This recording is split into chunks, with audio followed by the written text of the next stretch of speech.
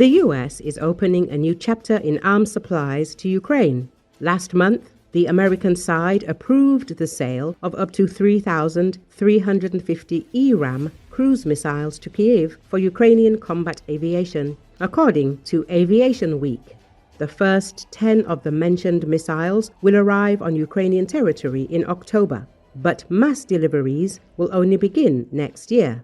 The development and production of ERAM is an example of the Pentagon's new policy of quick procurement. The contract for the missiles was published only a year ago, a record-breaking short cycle for the American defense industry.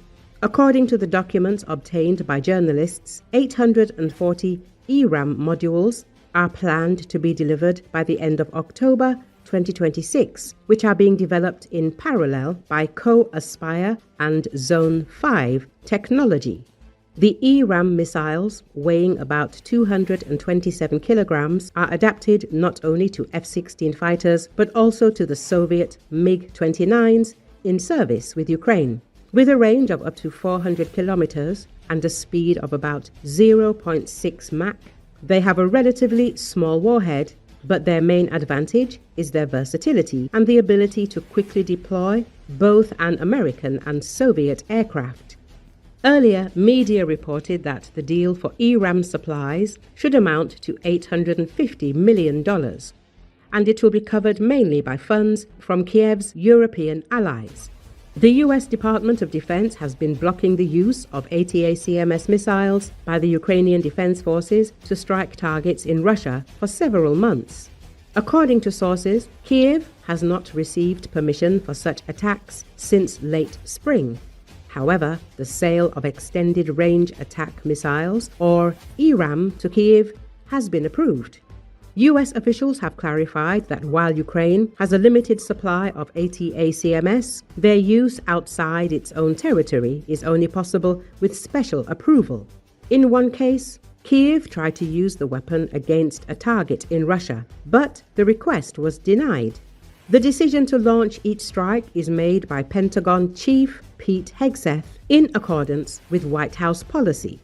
The mechanism also applies to other long-range systems, including the British Storm Shadow cruise missiles, which rely on American intelligence.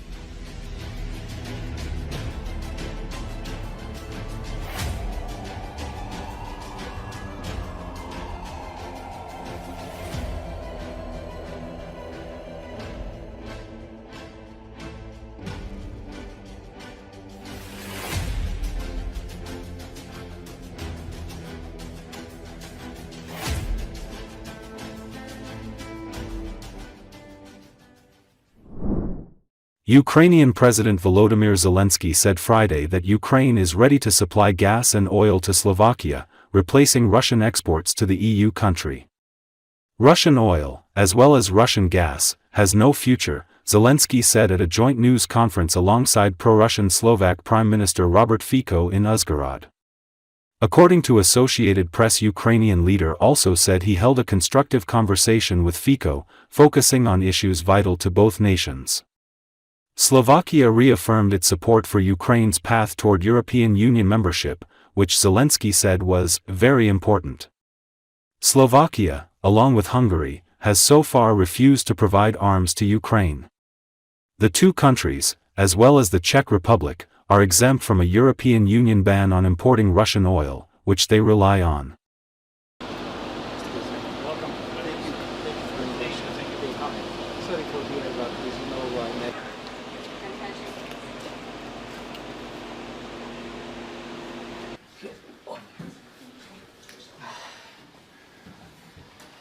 Yeah, we had a meeting in the morning with... I phoned with him a few days ago that we will be able to reach. We will see this if he will be in the European Union, how it is complicated. Дуже дякую, доброго дня. Шановний пане прем'єр-міністре. Чудово,